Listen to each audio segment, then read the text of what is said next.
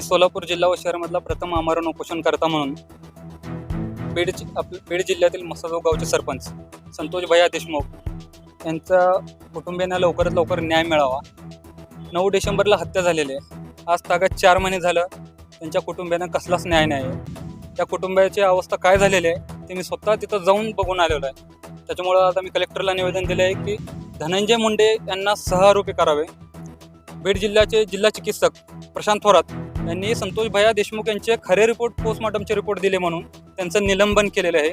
ते तात्काळ निलंबन मागे घेण्यात यावे. तिसरा विषय असा आहे की PI महाजन यांनी हलगर्जीपणा केलेला आहे तपासामध्ये. त्यालाही सहआरोपी करून त्याला तात्काळ अटक करावी. त्याच्यासाठी निवेदन देण्यात आलेलं आहे. लवकरात लवकर न्याय मिळावा. कोर्टात सुनावणी सुरू आहे. फास्ट ट्रॅक कोर्टात सुनावणी सुरू आहे. आरोपी पोलिसांच्या ताब्यात आहे. काय आरोपी आहेत पण त्या आरोपीला महाराष्ट्राचा जावई असल्यासारखं ट्रीटमेंट चालू आहे. तुम्ही बघितलं असेल मीडियावरती मी पाहत होतो. मी तर त्या ठिकाणी जाऊ शकत नाही. आम्ही काय जे बघतो ते मीडिया त्या जिल्ह्यात जाऊन आम्ही पाहू शकत नाही. मी त्या जिल्ह्यात जेव्हा वाल्मिक कराडला घेऊन जात होते पोलीस एखादा राजा असल्यासारखं त्याला घेऊन जात होते आणि त्या खोक्याला गच्ची पकडल्यासारखं घेऊन जात होते. असा नाही का? ती पण आरोपीच आहे ना. वाल्मिक कराड काय यांचा जावई आहे काय? हा, एवढे CDR रिपोर्ट आहे.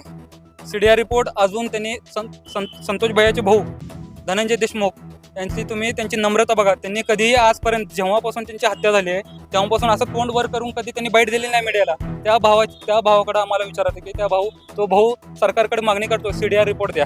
का देत नाही? त्या CDR मध्ये सगळं बाहेर निघतंय. आणि आष्टी बीड जिल्ह्यातल्या फक्त मराठा आमदारांनी पहिल्यांदा आवाज उठवला. आता का गप बसलेत? आष्टीचे आमदार सुरेश दास यांनी मीडियामध्ये बाईट देताना बोललं होतं की एक राष्ट्रवादीची बडी मुन्नी आहे.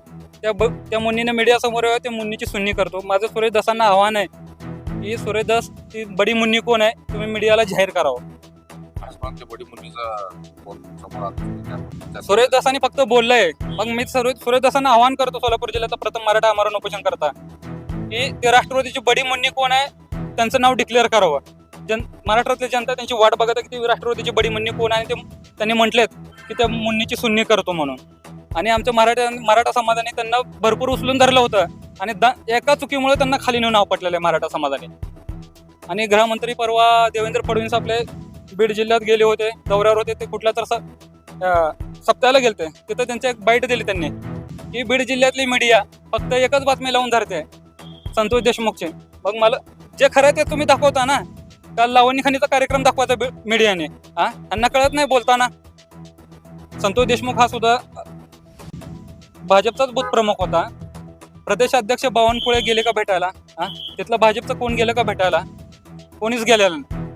तुम्ही पण भाजपचे कार्यकर्ते होता. आमदाराच्या जवळचे होता. विद्यमान आमदाराच्या तर काय भाजप कुठेतरी तुझ्या बाबतीत मराठा समाजात तुम्ही विचारलेला प्रश्न बरोबर आहे.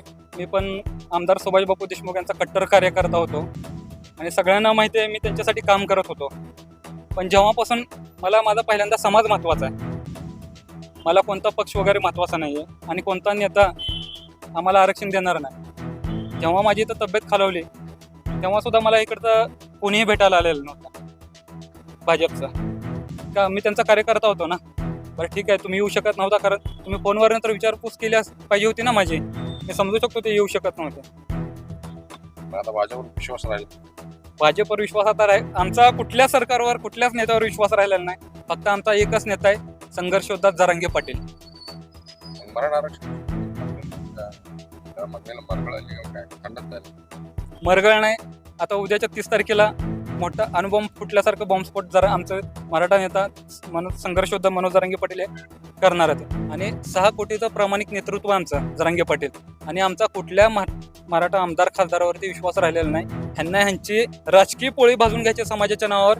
बाकी काही सुद्धा करायचं नाही.